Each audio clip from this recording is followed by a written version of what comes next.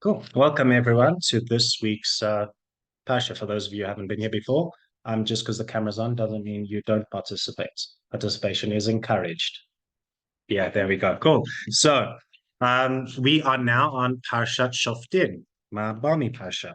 And it starts off saying, judges and officers you will appoint. So it's talking about all of basically the legal framework that's going to be set up and the enforcement of that. I mean, it's interesting because the a time before this when officers was used was actually the Shotrim. We now know in modern day Hebrew it means like policemen, and it's like these enforcers. It was used back in the day when Pharaoh gets the Shoftim to basically make sure that the Jews build the same amount of bricks without getting the straw. Remember that whole scenario? He like kind of increases the workload on the Jews. And that's where the Shoftim first appear. And now Shoftim are appearing again, but as the positive like law keepers. So it's like a reclaiming of the word, which is quite cool.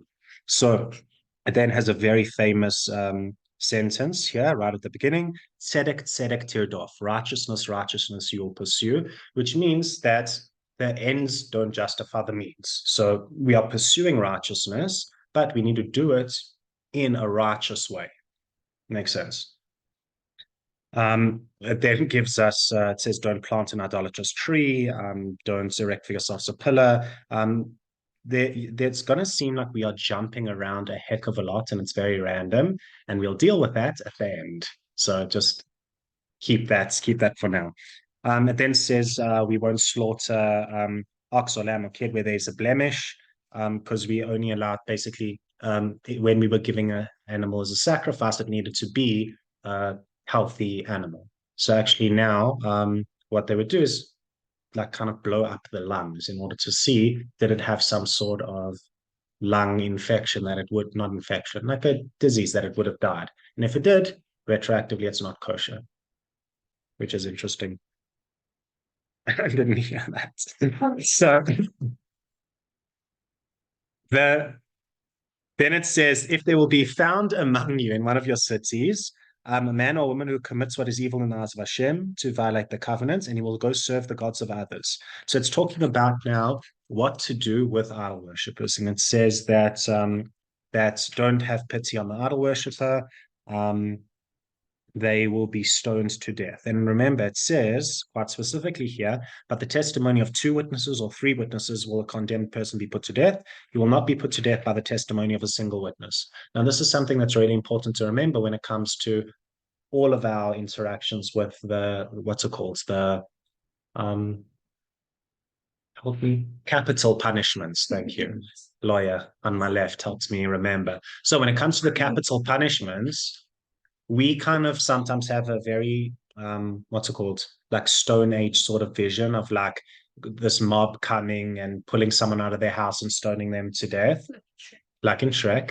But actually what it's but actually what guys actually what it's like is you have to have two witnesses who witness the act. You're warned before, and it's this whole like lengthy procedure, which means that somebody who basically they really had it coming. Do you know what I mean? They were like they were properly asking for it. If they were warned and they were told and people witnessed, like there's a whole series of things which is important to keep in mind when it comes to the sexual prohibitions, which also have a capital punishment attached to it. Interesting. So then it talks about a rebellious elder. So what's a rebellious elder? It says that if there is someone who basically gets up and goes against what the Sanhedrin, the beth didn't have kind of established. Okay. Remember also when we talk about the Sanhedrin, like it's not our beth din putting like stamps on stuff. We're talking about like the guys, okay, who are ruling on these massive legal things. So if someone was to get up and basically rule against it and say they've ruled like this, but I'm going it like that, this is called a rebellious elder. And it also, I think it specifies here against the kohen. Yeah, the kohanim of the Levium. Yeah, that's what it actually specifies, not so much the Sanhedrin. And it basically says that person will die, and it specifies it like this. It says, "You shall destroy this evil from among Israel." Now, ask that. What's so dangerous? It's when people are coming and presenting as though this is the right thing, but start taking the nation in a completely different track and making all of these splinter, you know, movements and things like that. Because then people are kind of lulled into an idea that they're still doing the right thing, but they've been misled the whole way. So it's seen as very harshly. Then it says, talks about a king in Israel. Um, and it says that, and it gives us the rules of the king. So it says, when you come in, and you will say, I will set a king over myself, like all the nations that there are around me. Listen to how interesting that is. What was the reason why they wanted a king? To be like everyone else. So it's not actually, and it's like weird. There's a judgment against how we asked for it. It's like, what was the reason? Like, why do you want to be like everyone else? Which is interesting. And then basically it says, so make sure that you have a king from amongst your own people, and it gives the the warnings what the king mustn't have. Anyone remember what they are? Not too many wives. That's the one everyone remembers. One's too many. That was a joke. One's enough. One's enough. That's what I meant. Okay. So one's enough. More than that's too many. So not too many wives, not too many horses, because it says that you'll go. So it says wives because they'll lead you astray. I mean, that's what actually happens. No, we'll get into it. You don't have to stress. Then horses, so that you won't go back down to Egypt, because Egypt was famous for its horses and horse rearing and things like that. Yeah, that's next. Good remembering. So basically there is not too many wives, not too many horses, and not too much money. Now, King Solomon was the wisest of all people. And very rich.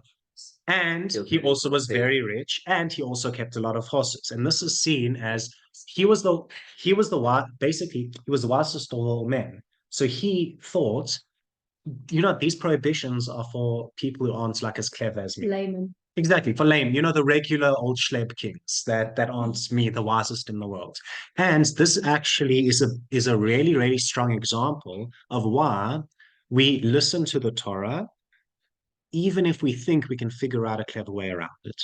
Because he was the smartest guy in the world, and he fell in every one of these areas. And specifically, one, his wives, he had way too many, he couldn't keep track of them, and they brought idolatry into the place. You know what I mean? There was idol worship in the palace of the kingdom of Israel, like crazy.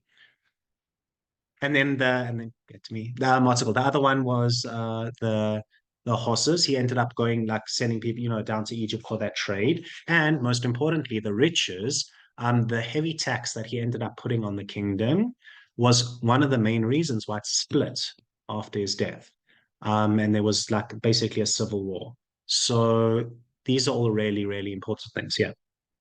So why do you think, why was he allowed to build the Beit HaMikdash then when his father, King David, who Because too bloody to build? because that was a bloodied thing. It was specifically when it comes to the Beis Hamikdash, it wasn't allowed to be built in any way connected to death and violence and stuff like that. And for these faults that we see in King Solomon, that wasn't one of them. So even like we weren't able to use steel instruments to cut the things of the temple. And this is actually fascinating. Do you guys know about the special worm? Yes, no. Cool. So yeah, so there's a story that says, well, if they couldn't use metal to cut the blocks of the temple, how did they cut the blocks? And it describes what's the name? Oh, damn it. The Shamira worm. And it says that Solomon found the special worm that was able to cut and cleave, are the words that it uses. And listen to how interesting it is. They say that this worm was stored in a lead-lined box. Now, those of you who know about radiation, which can cut and cleave and, very precisely, what do they use to protect against radiation? Lead-lined boxes. Isn't that wild? Cool. Yeah, there's some trippy stuff going on. It really does, but that's what it says. So, anyway, so those are the three things with the king. There's a reason. For sure. There's a reason why the Torah is the best-selling book of all time. So it says, also now he'll write for himself 2 copies of the Torah. That's what you remembered. One that he keeps with him the whole time, and that's almost like a pocket Torah, a mini Torah.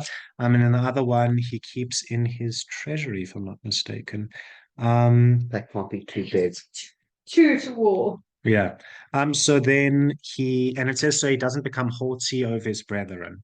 Then it talks about the priestly gifts. So it says that the Kohanim, the Leviim, they don't have a portion in the land. All of the tribes are given portions of land, but the Kohanim, they got cities, okay, which is also a genius thing because the Leviim, that class are the rabbis, right? Okay, they're the priests, they're that class. And so instead of them all being in one piece of land, they're spread out throughout the whole land in all of these cities, enabling them to be there for the people. Yeah. Keeps coming up. I might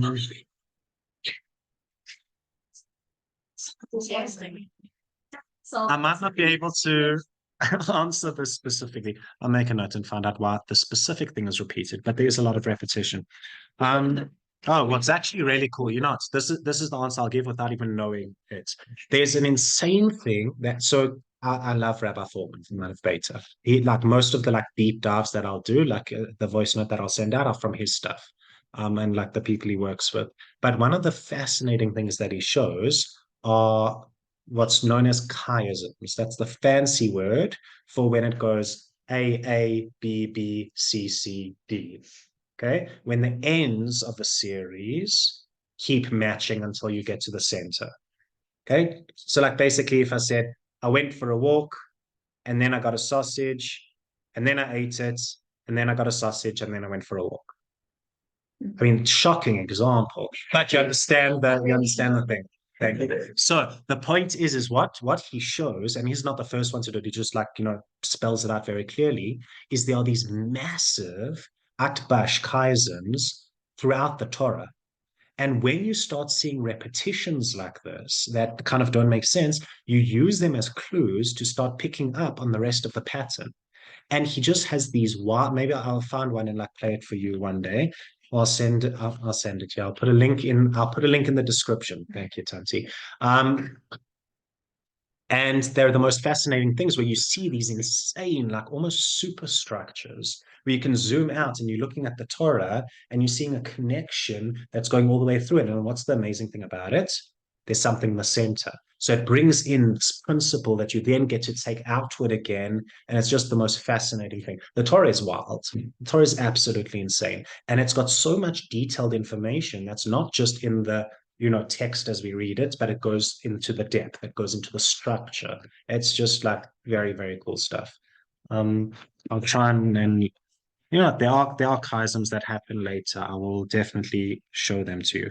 Okay, so it talks about the priestly gifts, and then it talks about prophecy, and it says, don't learn to act like the other nations. Don't find what's it called? Basically, don't pass your children through fire.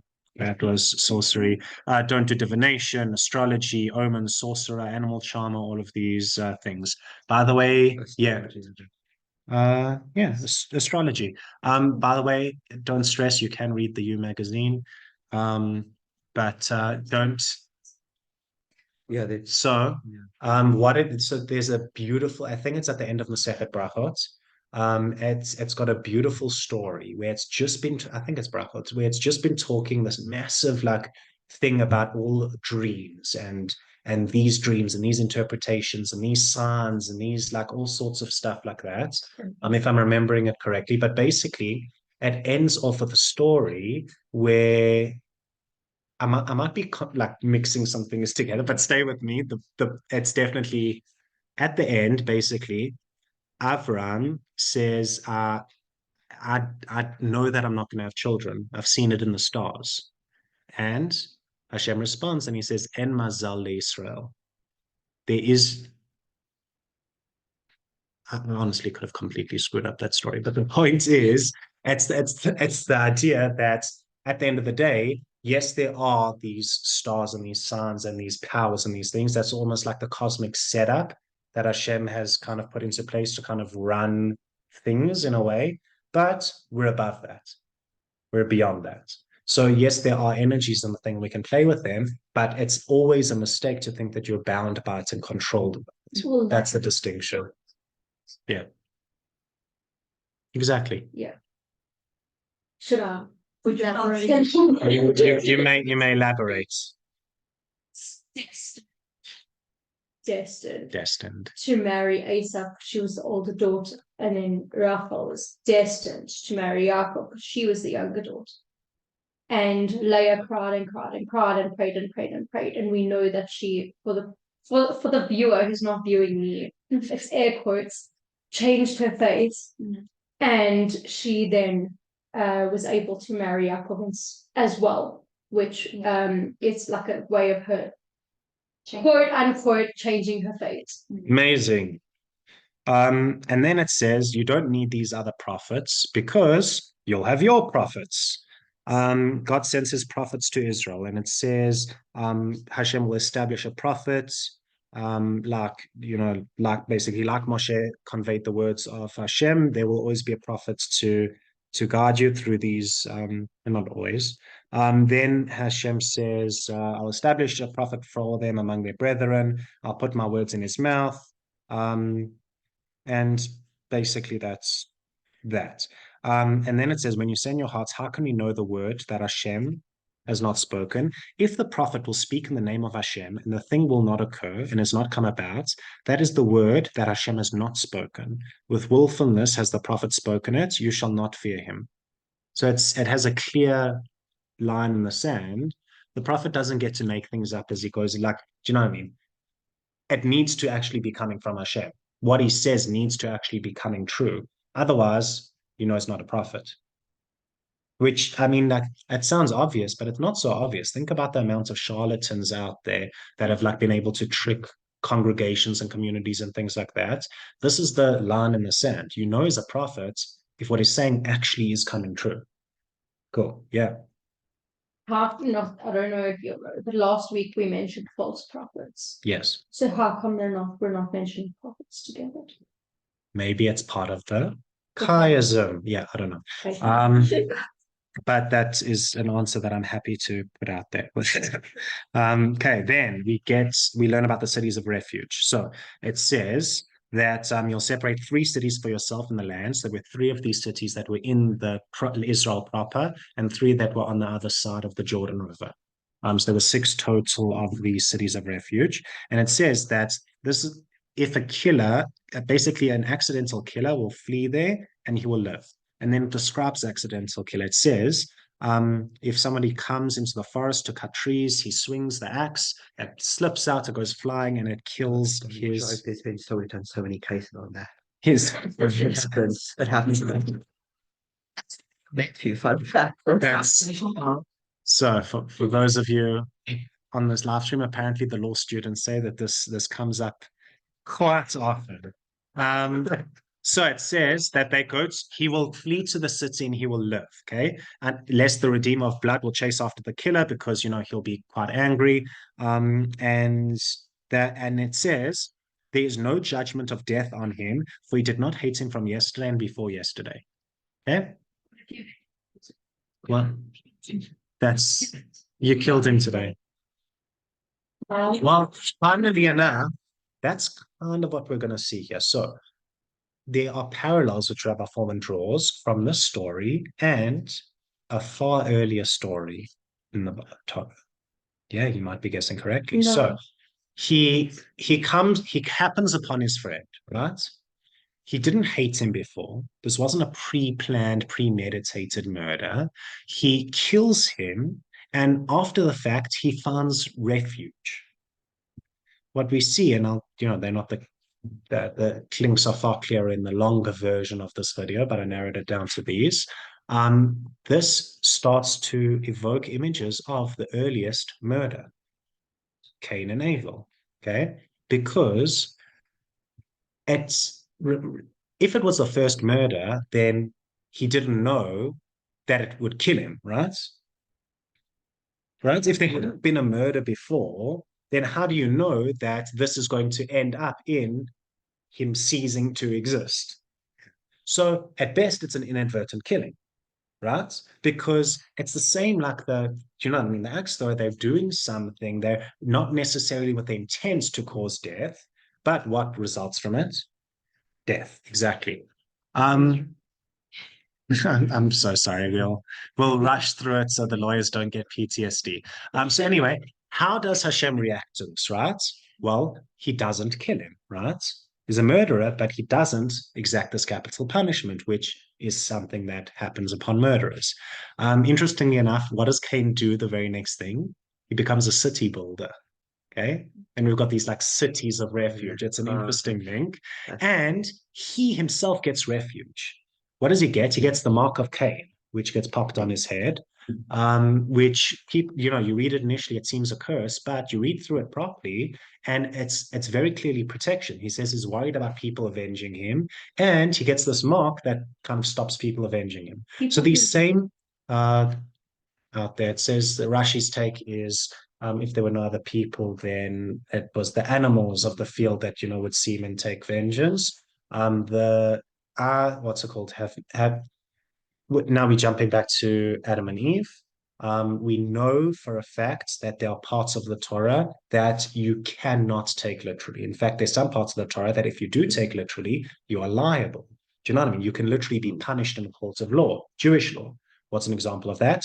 An eye for an eye, exactly. Literally, an eye for an eye is an example that if you take it literally, you would be tried in a Jewish court because you cannot take it literally.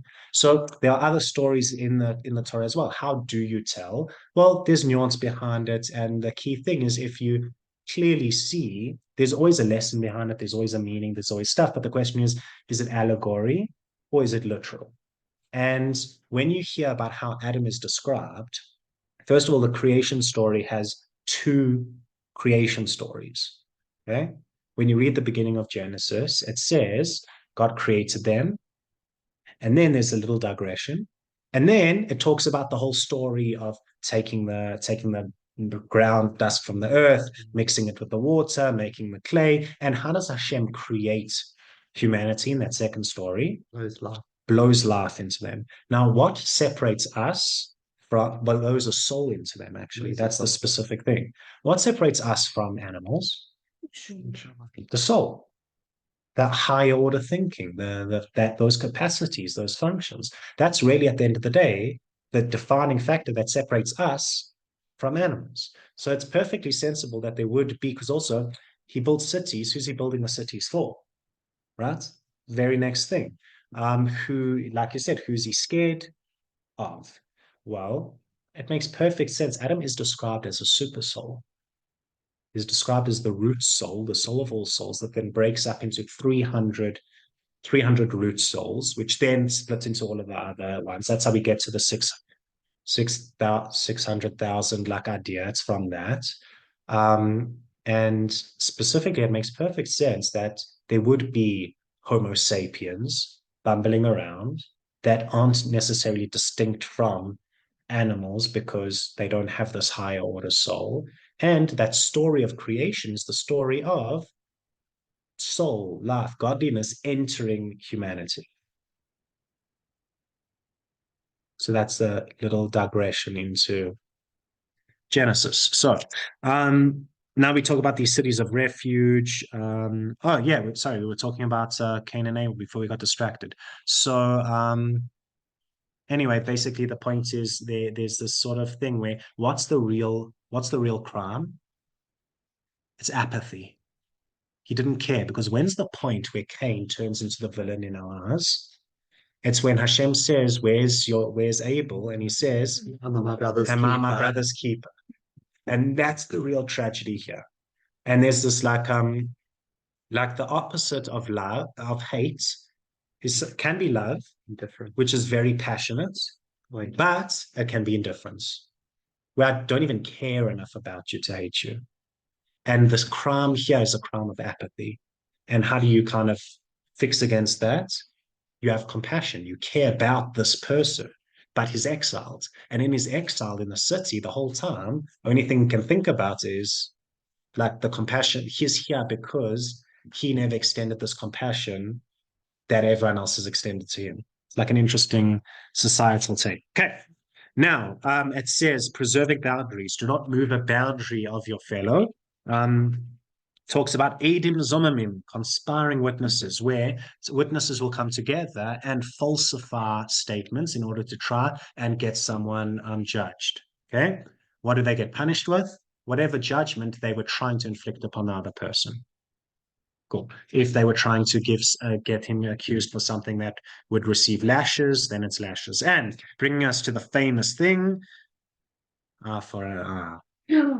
tooth for a tooth, hand for a hand, foot for a foot, bam, bam, bam. Nice to see these things in context. Then it talks about when Israel goes to war, there's a kohen who is anointed for battle, whose job is literally to go out and pump up the Jews before the fight.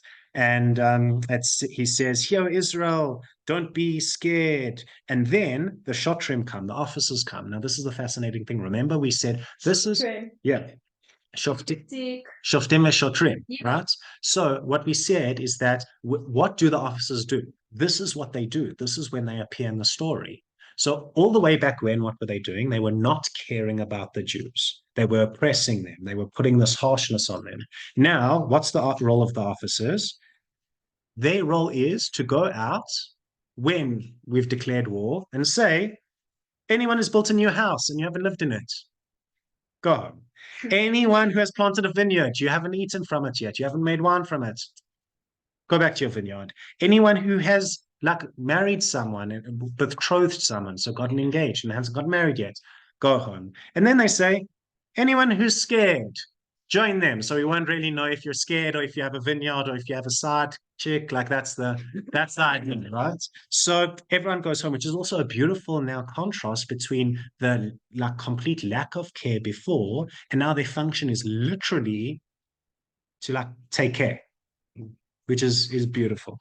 Then it says that when you go near a city to wage war, these are a lot of laws of war. And it says you need to start off by having an overture for peace.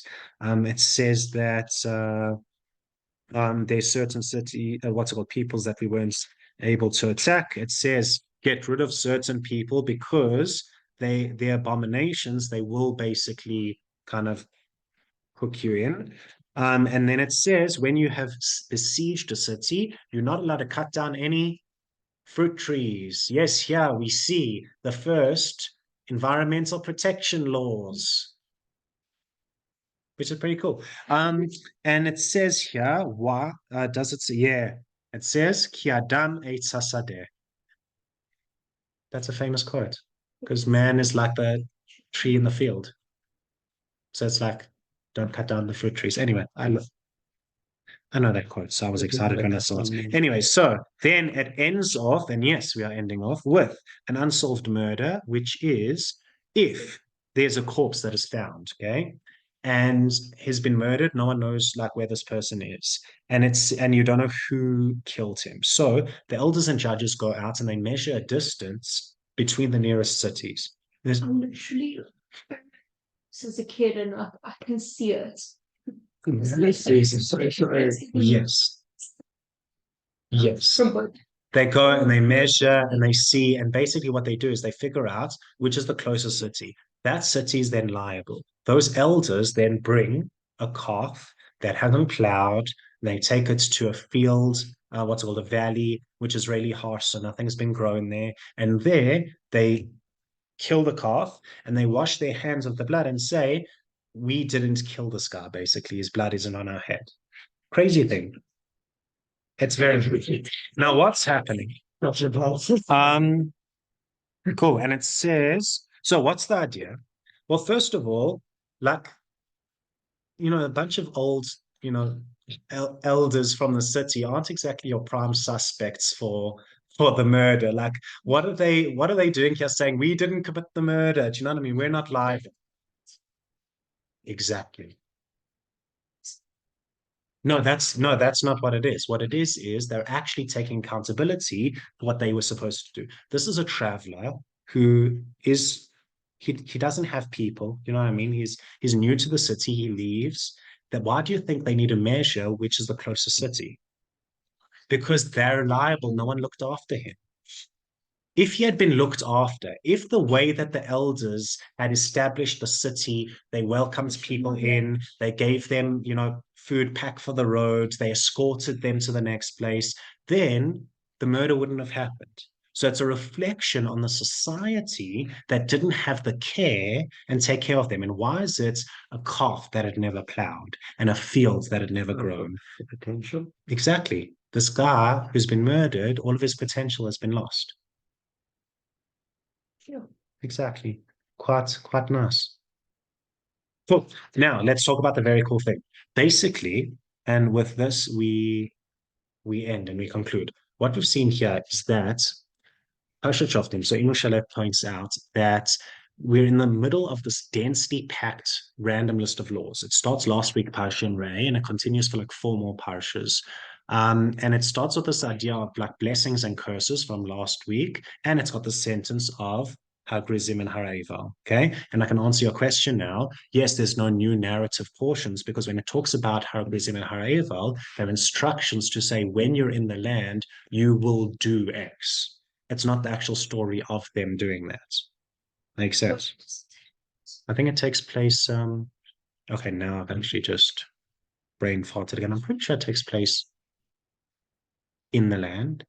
So that's No, it's not new narrative. Okay, I need to redouble check on this, and maybe third time. Yeah, third time round, I will clarify it. But basically, the point is, we've got a story. We don't actually have a story. We only have the words mentioned. Mounts Gerizim and Mount Ava, okay, in last week's parasha. And then, so it says, you'll have blessings and curses, Mount Gerizim, Mount Ava. Then 26 chapters of random like laws, and you saw here kind of the hodgepodge of them all collected. And then it ends off with the actual Har Gerizim and Har Ava procedure that's kind of spelled out, okay? So we have these 2 mountain bookends. What's going on in the middle? Because we're right now in the thick of that. So this is now like in the bigger picture, this is Moshe's final speech, right? And he's telling them these are the laws that he's choosing to tell them. And what's the background of this? They've just been told you do this and you will be blessed. You don't do this and you'll be cursed. This is like heavy duty stuff. And it goes on for a long time. So what's the sense in these specific laws that are put into here? I mean, if I had to choose, I think that a far more significant set of laws is the 10 Commandments. Like, think about it. He could have said, "You'll be blessed and cursed," and like see the 10 Commandments. Like it seems to be like a far more impactful list of laws. And especially when you take a look at kind of what they are. So last week we had kashrut laws, remissions of loans, wayward cities. Now, Shoftim, we have laws to establish a justice system, which are courts and judges and laws of legal testimony, not to move boundary markers, cities of refuge. It's like super jam-packed. So what is going on here? And is there perhaps a bigger significance to these laws and a greater thread that links them together? So let's take a look at them. See if you can spot them. Call out when you think you've figured out what's going on. So don't move the boundary marker of your neighbor, okay? Which means I have land. There's a boundary marker that says this is my land, this is your land. And I go in the middle of the night and I move the marker, okay? Land theft. Do not steal. They're all 10 commandments. Spoiler alert.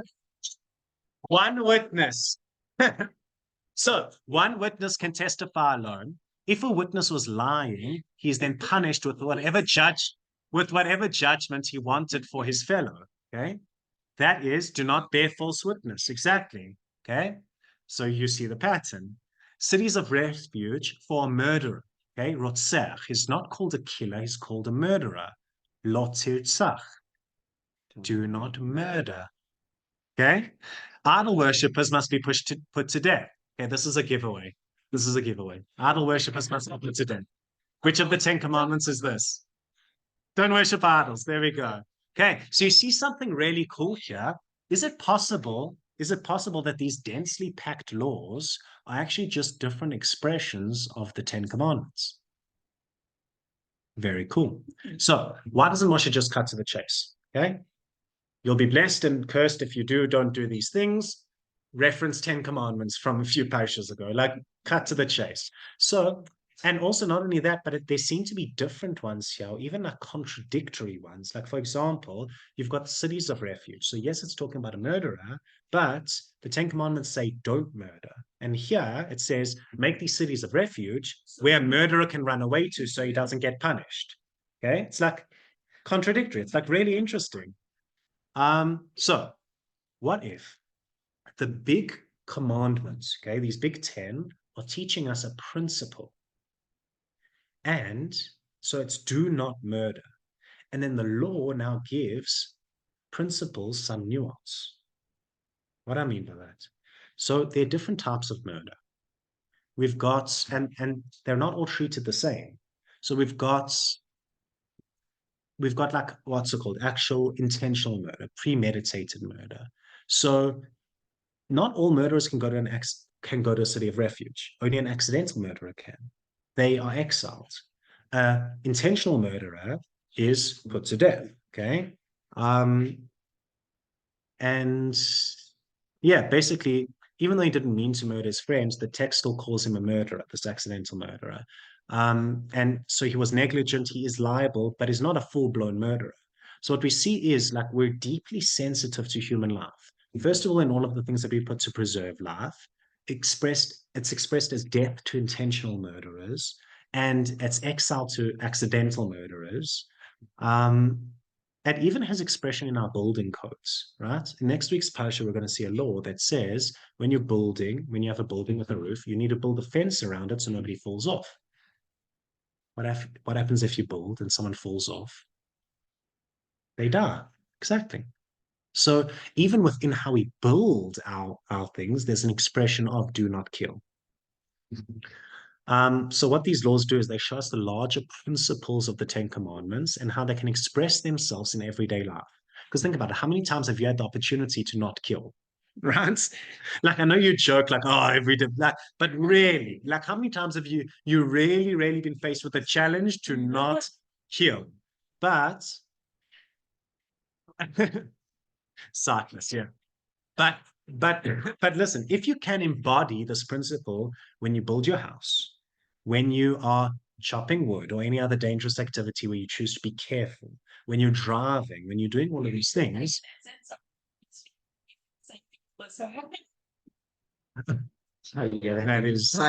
That is funny. A lot of people seem to have problems with murder, so that might not be the right example. Okay, so what the laws do is they express these principles in ways that we can really understand them and bring them into our lives.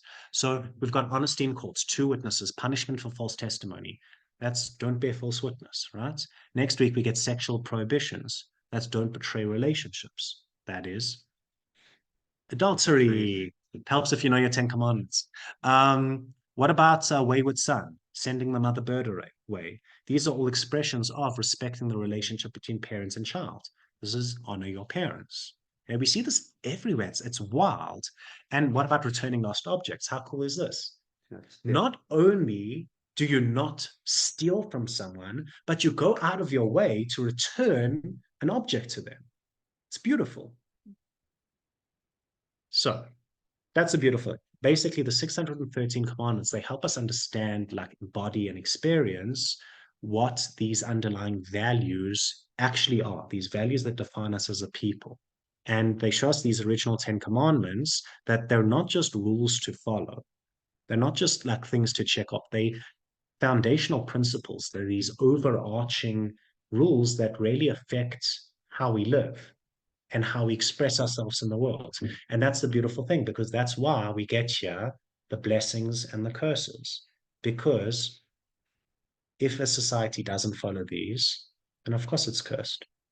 And how could a society that follows all of these rules be anything but a blessing? And with that, we end this week's Parashat Shoftim. Thank you. Recording is... Sorry.